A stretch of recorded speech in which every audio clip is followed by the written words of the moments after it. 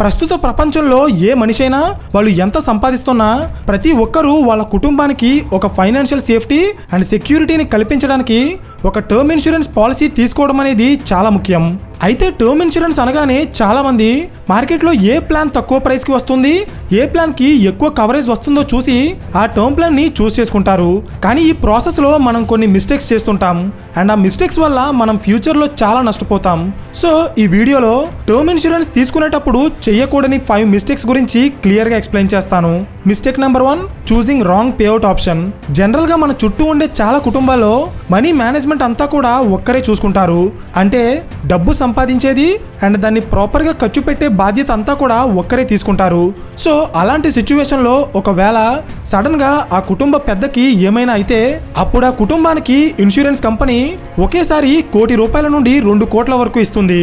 కానీ ఇక్కడ వచ్చే ప్రాబ్లం ఏంటంటే అప్పటి వరకు ఒకే వ్యక్తి ఆదాయం మీద ఆధారపడిన కుటుంబానికి సడన్గా అంత ఎక్కువ డబ్బు వచ్చినా ఆ డబ్బుతో వాళ్ళకి ఏం చేయాలో తెలియక ఒక్కోసారి రాంగ్ ఫైనాన్షియల్ డెసిషన్స్ తీసుకోవడానికి కూడా చాలా ఎక్కువ ఛాన్సెస్ ఉంటాయి.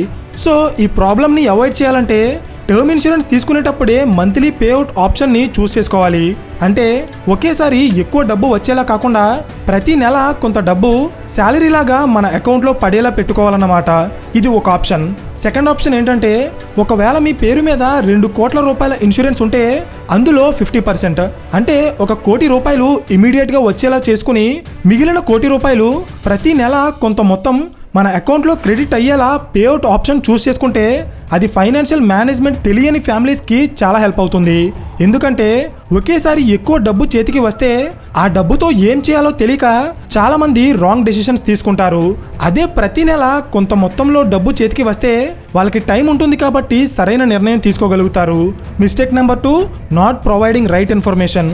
జనరల్గా ఇన్సూరెన్స్ పాలసీ యొక్క ప్రైజెస్ ఎప్పుడూ కూడా పాలసీ తీసుకునే వ్యక్తి యొక్క హెల్త్ కండిషన్ మీద ఆధారపడి ఉంటాయి.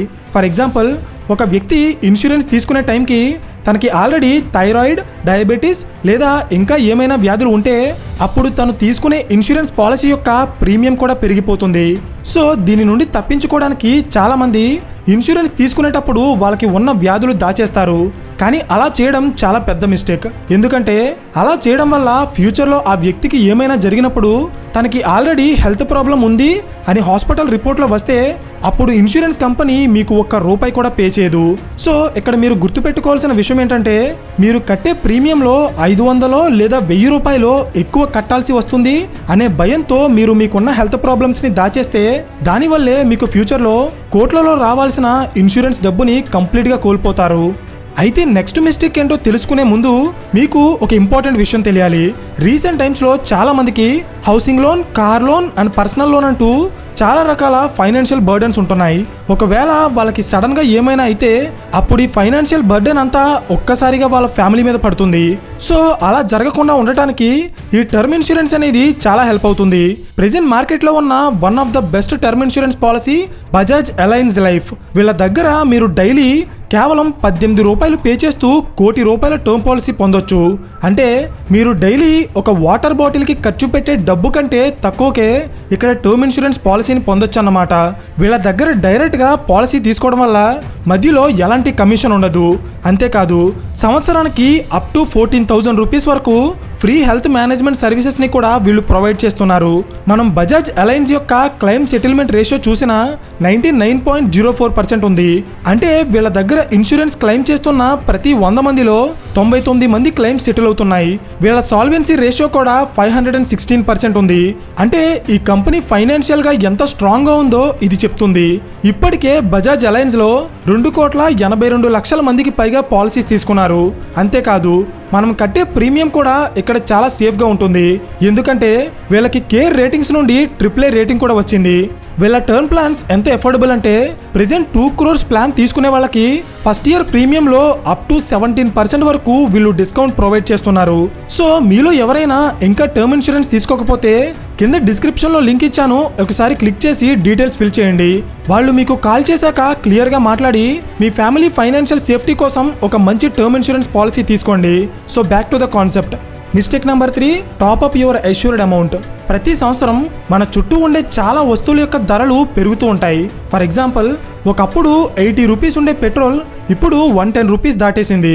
ఒకప్పుడు 10 లక్షలకే వచ్చే ల్యాండ్ ఇప్పుడు 50 లక్షలైంది. సేమ్ ఇలాగే నిత్యావసర సరుకులు, ఎలక్ట్రానిక్స్, గోల్డ్ ఇలా చాలా వస్తువుల యొక్క ధరలు రోజులు గడిచే కొద్దీ పెరుగుతూ ఉంటాయి. దీనికి కారణం ఇన్ఫ్లేషన్. అంటే ప్రతి సంవత్సరం డబ్బు దాని యొక్క విలువని కోల్పోతూ ఉంటుంది. అయితే ఇప్పుడు దీని గురించి ఎందుకు చెప్తున్నానంటే, రవి అనే వ్యక్తికి 25 ఏళ్ల వయసు ఉన్నప్పుడు ఆయన ₹1 కోటి టర్మ్ ఇన్సూరెన్స్ పాలసీ తీసుకున్నారు. తనకి 50 ఏళ్లు వచ్చాక సడన్ గా ఆయన చనిపోయారు. అండ్ ఆ ఫ్యామిలీకి ఇన్సూరెన్స్ కంపెనీ వాళ్ళకి రావాల్సిన ₹1 కోటి ఇచ్చి సెటిల్ చేసింది. అయితే ఇది వినడానికి బానే ఉంది, అవునా? కానీ ఇక్కడ వచ్చే ప్రాబ్లం ఏంటంటే, రవికి 25 ఏళ్ల వయసు ఉన్నప్పుడు ₹1 కోటి అంటే అది చాలా పెద్ద అమౌంట్. దానితో ఒక ఫ్యామిలీ పిల్లల్ని చదివించుకుని హ్యాపీగా బతికేయచ్చు. కానీ రవికి 50 ఏళ్ళు వయసు వచ్చేటప్పటికి ₹1 కోటి అంటే పెద్ద ఎక్కువ అమౌంట్ ఏం కాదు.